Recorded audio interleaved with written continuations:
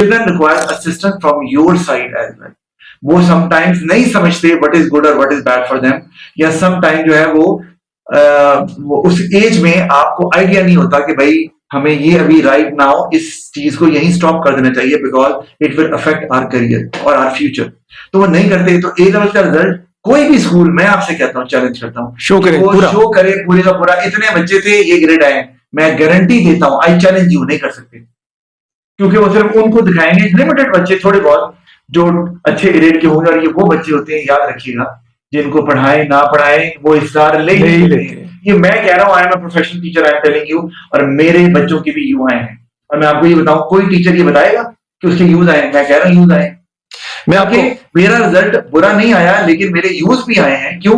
क्योंकि वो बच्चे जो रेगुलर नहीं थे, जिसमें पेरेंट्स सपोर्ट नहीं कर रहे थे, वो असाइनमेंट्स नहीं कर रहे थे, पेरेंट्स नहीं देख रहे थे what they are doing at home, mobile दिया हुआ है, घूम फिर रहे हैं।